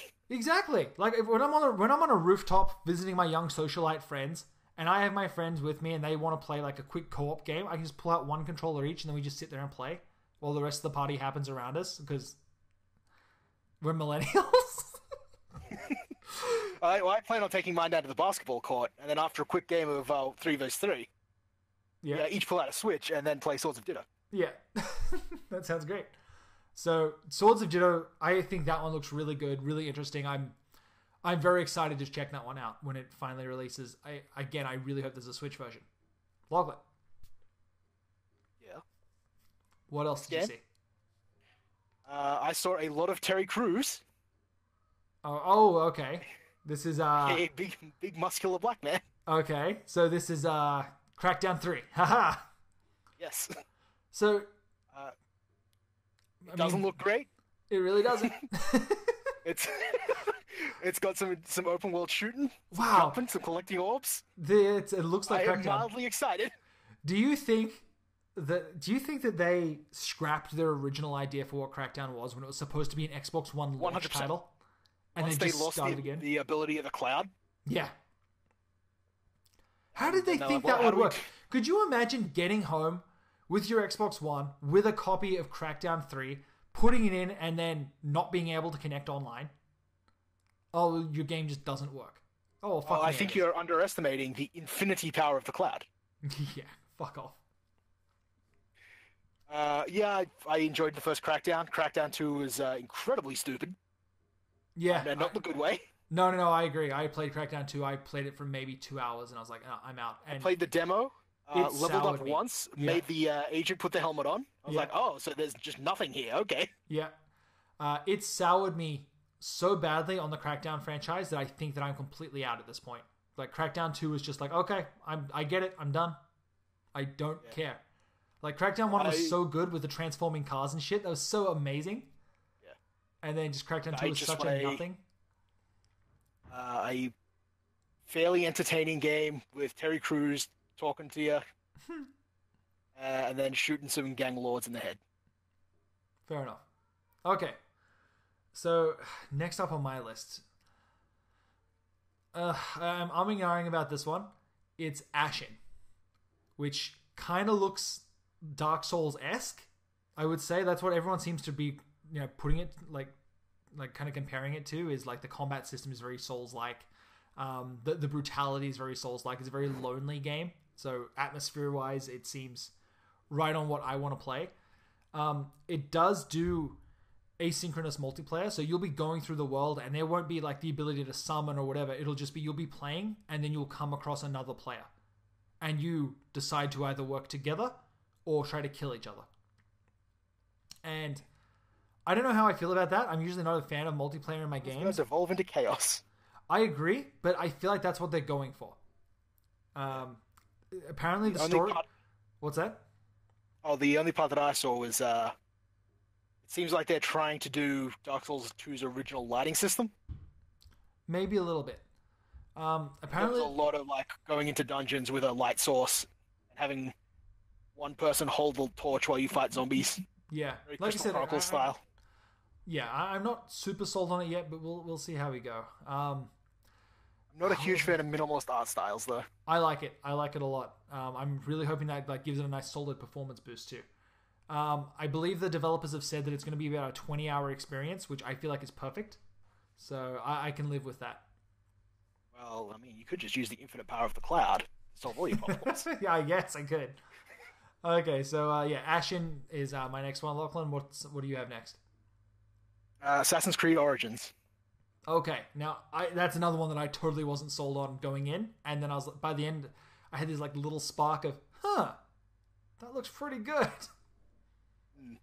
I was a fan of the Assassin's Creed series. I tuned out after Black Flag, Same. which was apparently the perfect stopping point, Yep. according to everyone. Yeah, I went 3, was super pissed, jumped into Black Flag because it was a launch title, and then I just fell off. I was like, okay, I'm done. I guess this is where my Assassin's Creed adventure ends.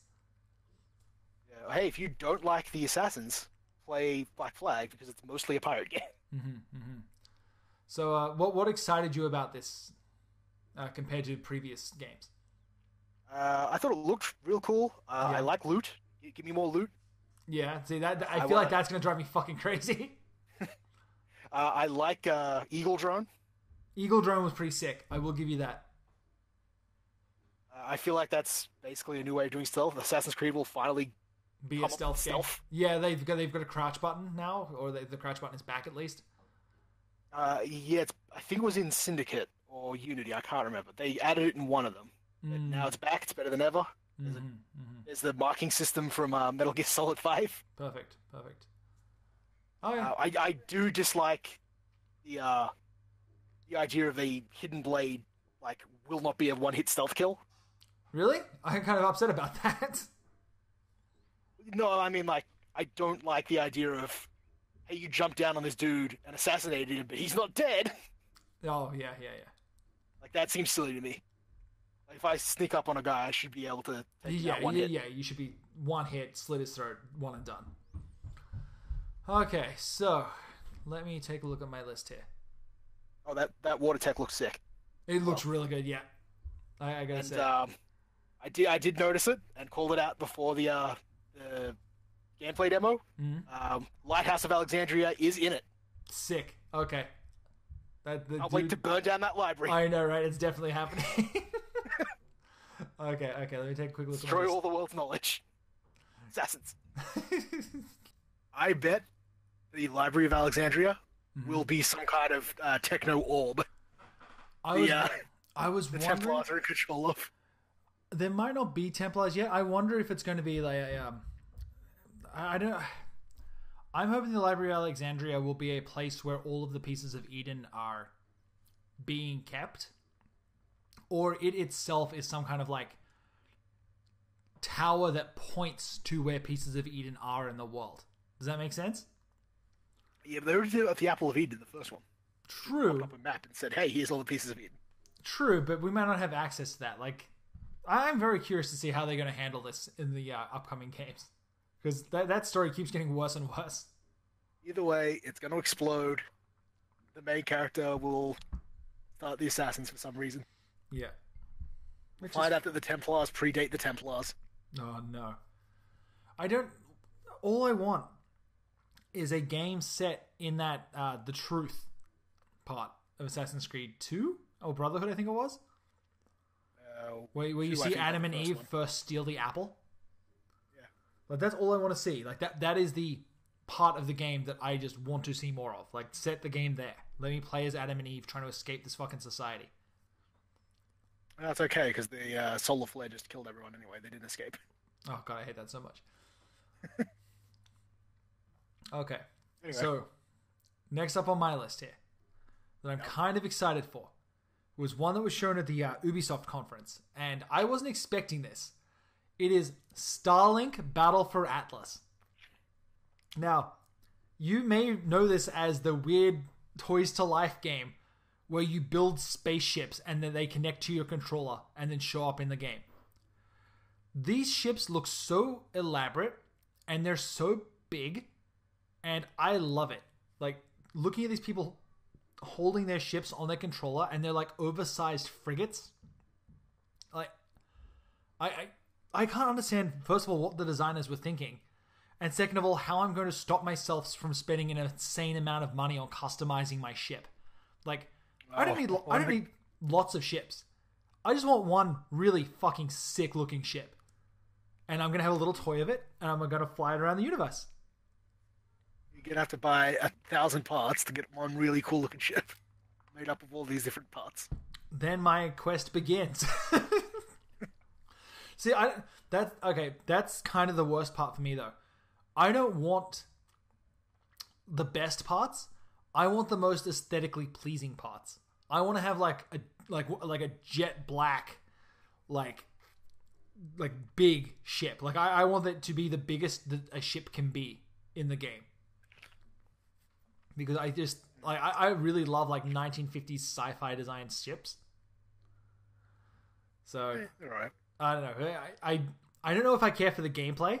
Like, just I need more gameplay stuff. like this. Not that I don't care for it. Just like, I literally just don't care. Like, I don't want the gameplay. I just want like little model ship building to be a thing.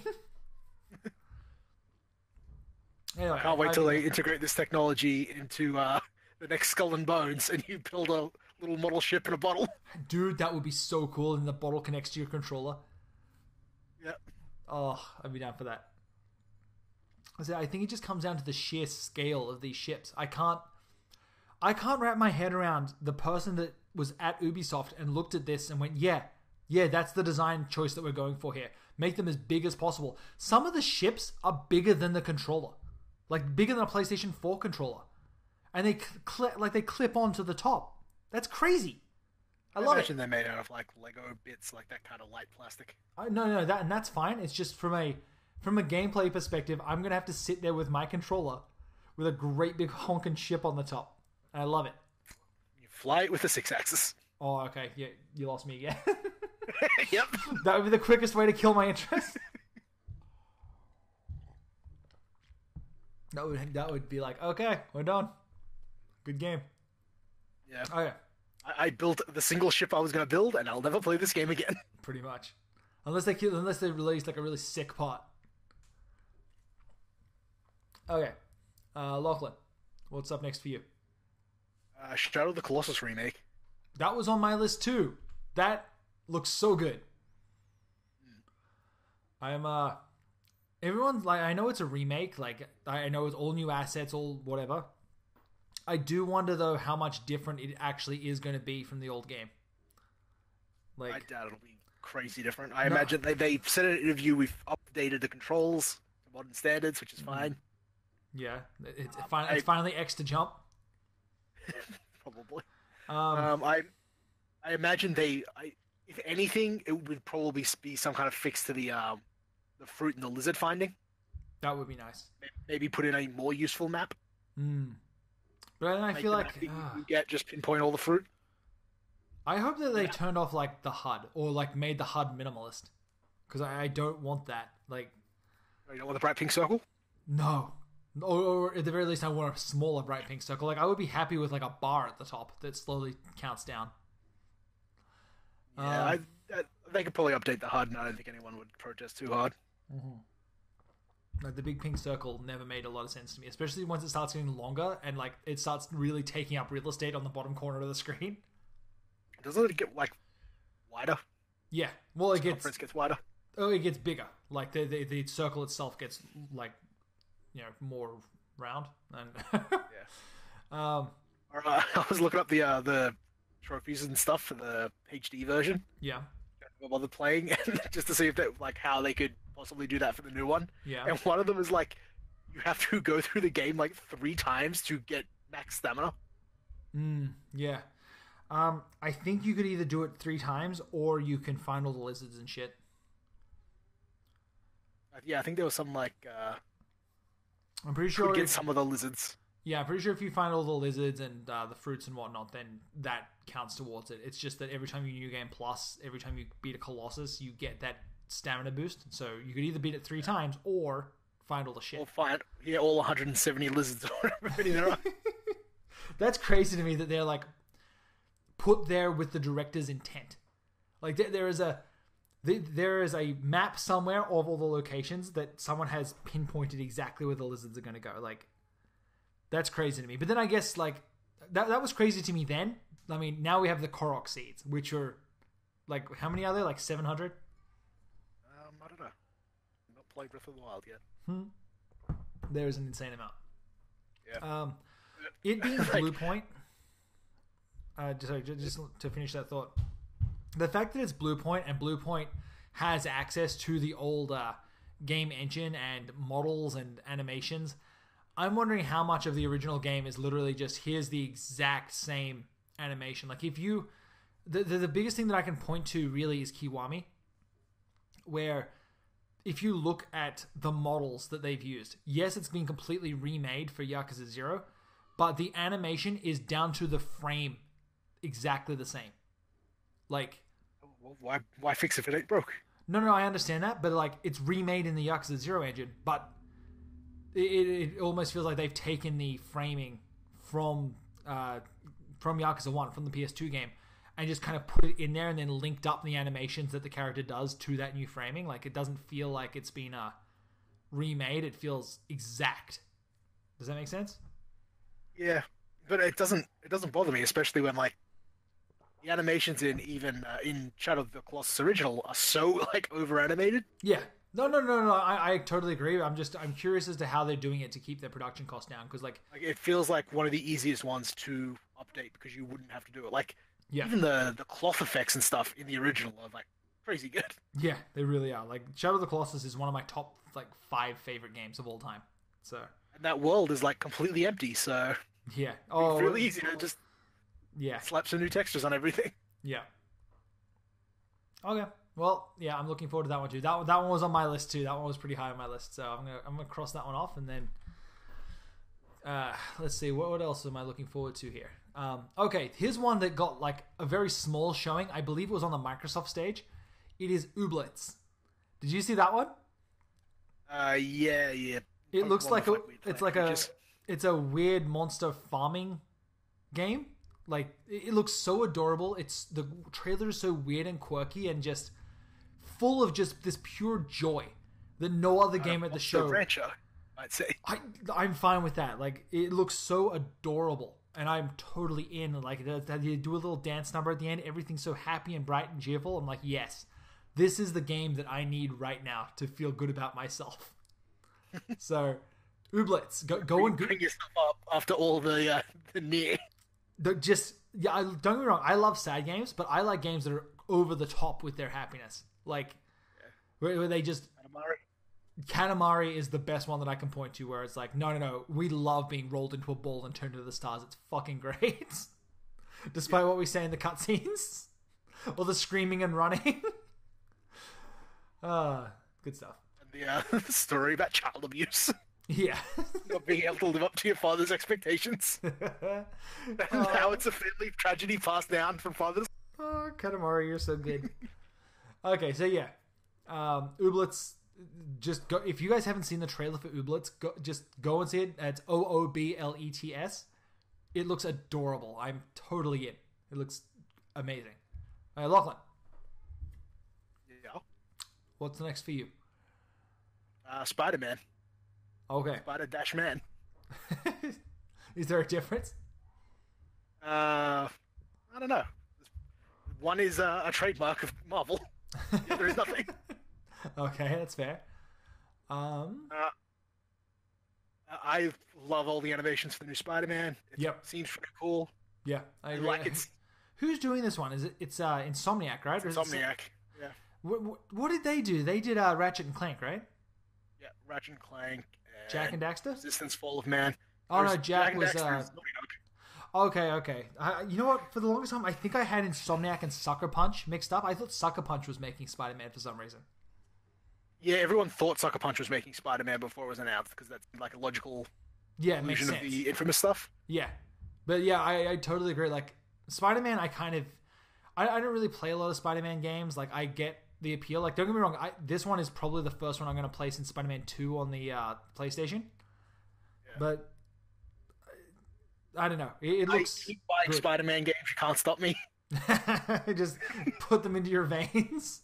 Bury me with them. Yeah. Played Web of Shadows, that piece of crap. That's it. You are the one person that I know that has been playing this Spider-Man mobile game since launch. Like, actively playing it. I was not playing it since launch. I was playing it shortly after launch. Yeah, right. In launch window. Ever since they lied about putting Spider-Girl in it. I saw an ad in Twitter that said, hey, Spider-Girl's in the game. I said, hey, that goes pretty deep into that lore. I want to check this out. She wasn't in it for like 6 months after that. Is Spider-Ham in the game? Yes, he is. Perfect. Okay, I'm in. You know what? This I really hope that they bring in like the metaverse from Spider-Man into the new Spider-Man game. Like, I feel like they're just crazy enough to do it. I don't know. Like, they already did that a few games ago. Okay. Oh, sorry. Let me rephrase that. I don't need them to bring in like. You just want Spider-Ham. Yeah, pretty much. You know you're wrong. And Spider-Gwen. Yeah, Spider-Gwen is a possibility, probably. I mean, this guy's drawing power from some kind of negative dimension. Not the negative zone, though. Don't get that confused. Okay, so Spider-Man looks really good. I felt it was a little too QTE heavy. Like that. I thought so. Second half is just QTEs. I thought so too, but I don't think there's a better way to do those big set pieces like that. And I think people were saying, like, I was listening to a lot of interviews with people who watched like the demo reels after that, where they were actually playing the game. Like that was all like non-scripted gameplay. Like when they did that opening section, and like people went like different ways, like up the building. Like instead of like doing those quick zips, they went like inside the building. Like they got up to the rooftop, and like apparently it's really open-ended and the way you want to proceed. So yeah, it looks cool. I like how deep they get with the lore. I forgot Mr. Negative was a thing. Yeah, me too. It looks great. He created Anti-Venom, so possibly Venom will be in this. Oh, don't say that. You love Venom. I love the idea of Venom, but I feel like he's overused. Like I don't really like a monster that's just a monster. Like give me something that. Yeah, I prefer Venom when he's more of the anti-hero.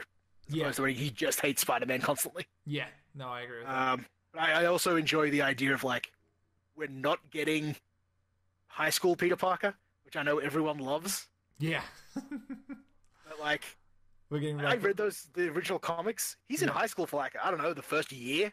Oh, really? Then he graduates. It's just like everyone keeps going back to it. Like, nah, this is where he's supposed to be. It's like, no, like wasn't he a reporter? Wasn't that like how do they write J. Jonah Jameson into this? High school job. Oh, fuck off. In the Ultimate Universe, he is a web developer. You know what? I will give them that one. That one's really funny. Yeah, I agree. Yeah, fucking web developer.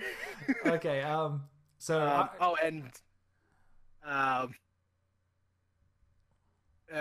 They announced original costume, or at the very least, alternate costumes aside from the terrible one they designed. Perfect. So Spider-Ham confirmed. Probably. I'd be okay with that. So I'm going to take the reins here. I'm going to say the next one on my list is probably Monster Hunter World. I didn't see that coming. I love the new direction. I love the environmental stuff. Don't know how I feel about the grappling hook. That may be a little bit too much like... what the hell's that one on the Vita there? Help me out here, Lachlan. With the Panopticon. Yeah. I'm sitting it right here.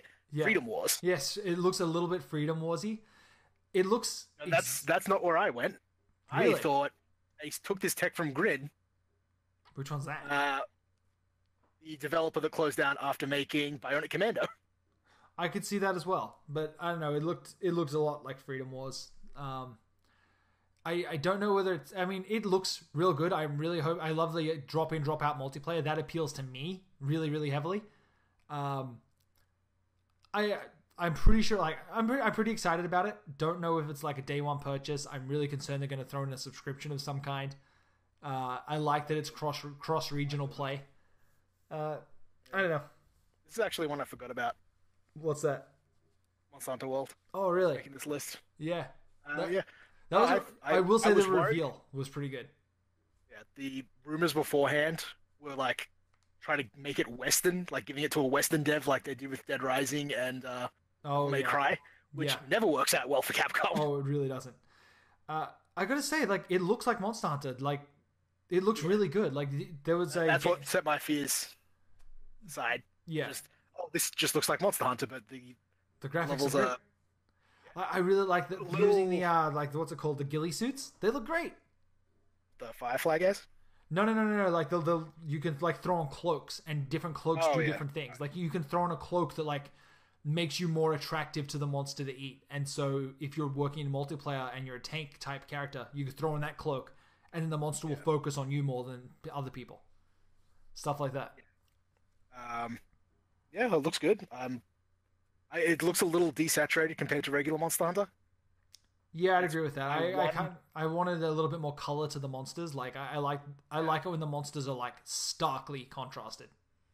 Yeah, one of my only problems with the contiguous map is I loved the variance of design in a lot of those Monster Hunter stages.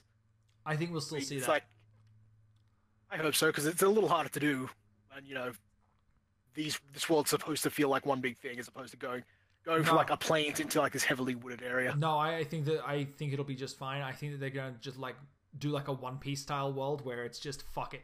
We just slap the plains right next to the fire mountain. Like who cares? No, I really feel like it's going to be several big open maps like that. I don't think so. I really don't. I don't think they can. That map was not big enough to support an entire game on its own. We'll see. We will see. I just hope that they update like some of their like their menuing system, stuff like that. That was stuff that through the original games just it took me out of it so badly. Like I don't like going through so many menus to find the same thing. It's just ugh. Like just, I mean, it looks like they got like the item select on the radial menu. Yeah, it's way more better. That's way better than the fact that you can walk slowly and sliding through items. Yeah. Oh god. Yeah. Man, I'm so excited for that. Okay, so yeah, Monster Hunter World. I'm looking forward to that one. Lachlan, what about you?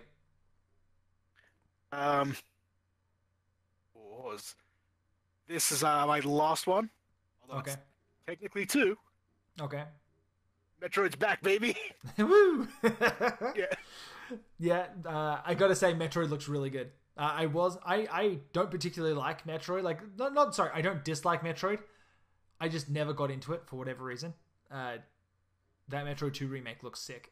I gotta say. Yeah. I'm apparently one of the few people in the world that liked Mercury Steam's DS game, Mirror of Fate. It's not great, but it is all right. Yeah.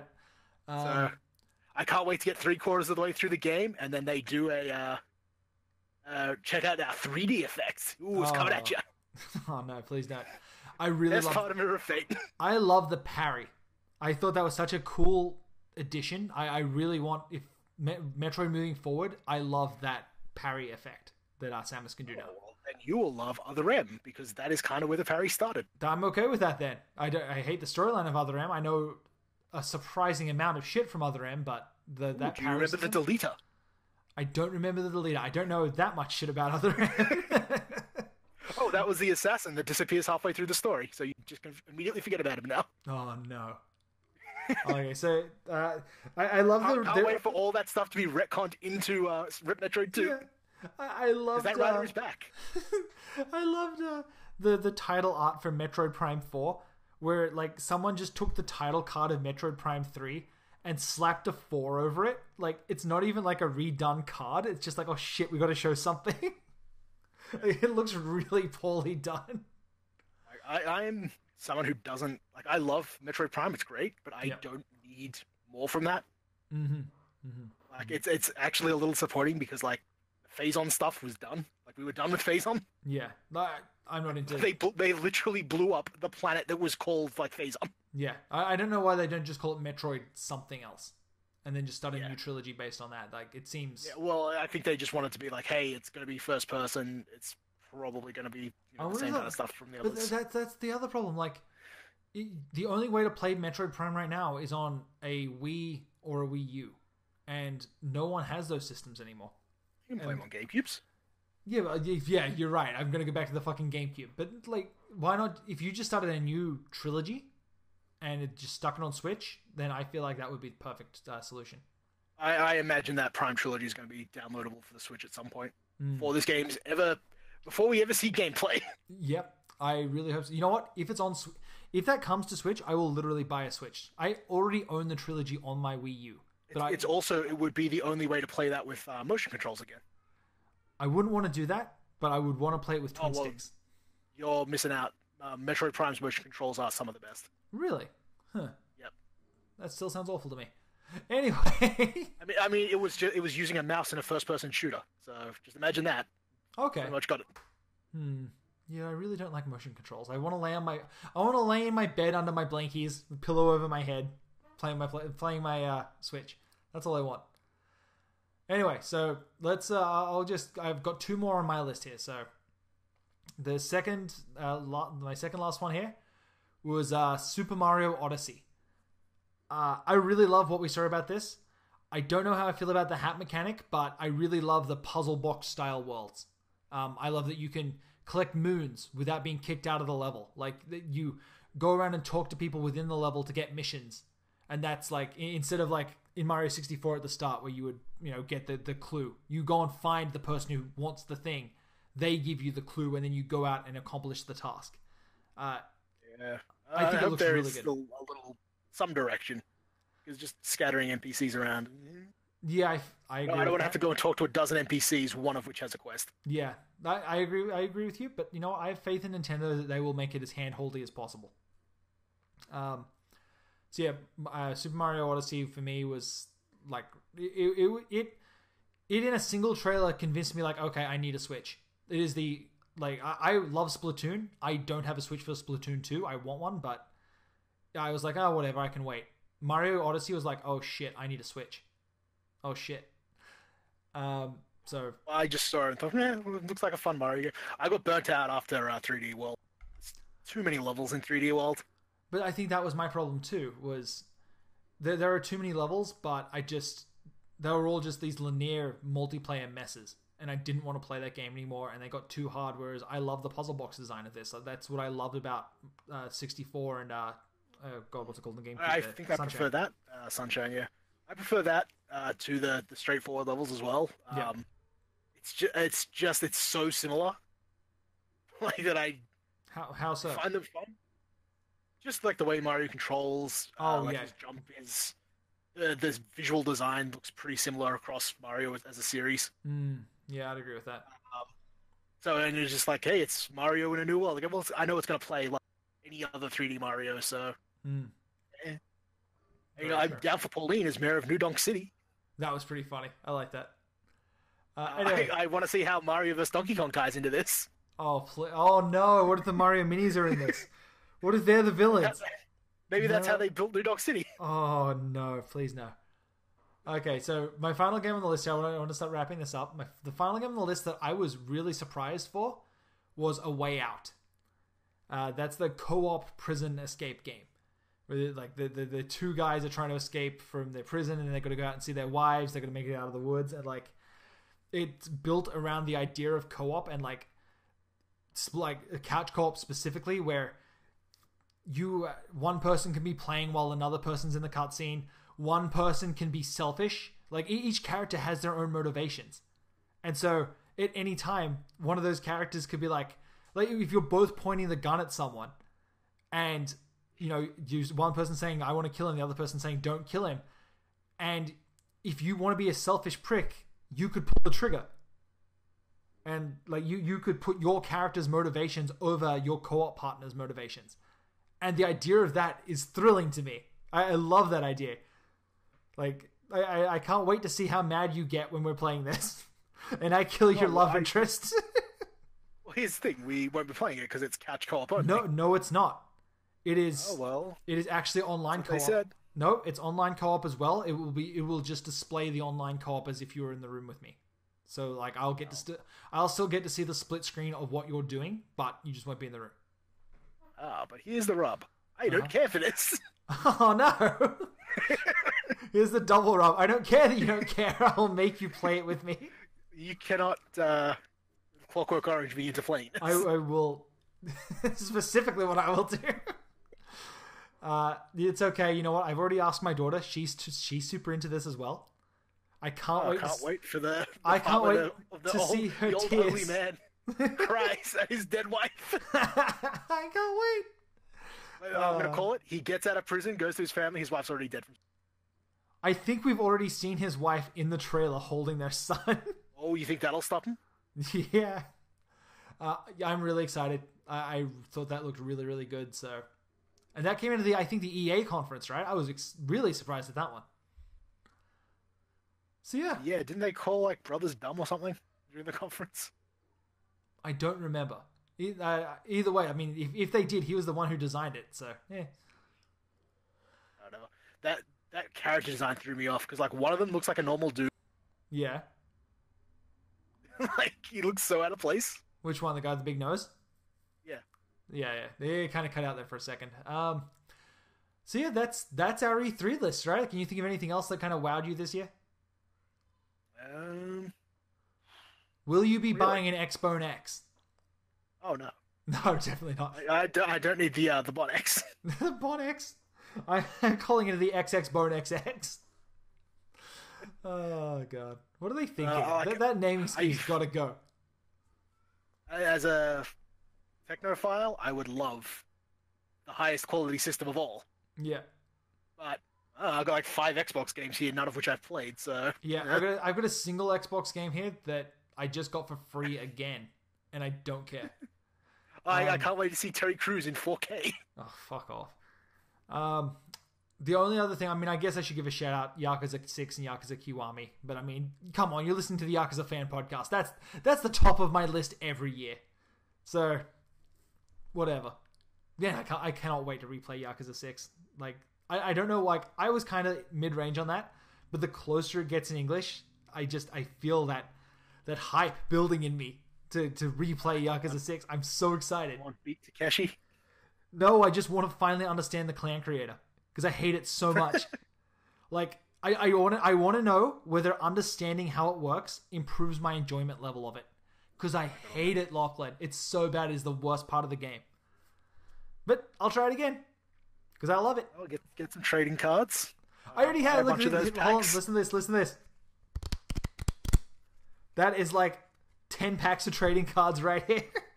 Where are you getting 10 packs of trading cards? A fan sent them to me, actually. He was like, "Hey, I got all of these extra trading cards. Do you want some?" I'm like, "If you'll send them to Canada." He's like, "Hell yeah, I will." Here I am. Hold that sound again. Yeah. Well, but here's the question: do they work with the card-ass battle system? What do you mean? There is a battle system that I saw in Japan. There were trading card dispensers everywhere for the card-ass system. That's pretty amazing. Sorry, let me just stop you there for a second. It was actually the person that sent them to me was Sunken Treasures Games. So they're a video game store in Richland, Washington, and that's at sunkentreasuresgames.com. And they didn't pay me or do anything to get me to plug this. I want to say thank you, because I'm in love with having weird Yakuza merch, and these cards are the weirdest and the most useless to me, and I love them. So thank you guys. Fan themselves like Kiryu with that money. Dude, it's so good. It's so good. Anyways, so I think we're gonna have to end it here. This was an extra meaty episode. I'm gonna have to go and splice some of this together. So, Lachlan, thank you again. It has been an absolute pleasure. I'm glad that we're back into this. I'm glad that I finally managed to work out my stupid Windows audio settings so I can actually record again. So, shouts out Windows 10. Windows 10. Please stop. Update. Please stop breaking my audio drivers. I really want to keep doing a podcast every week, and every week I sit down to do it, and it just doesn't work, and I'm gutted every time. So, anyway, thank you guys so much.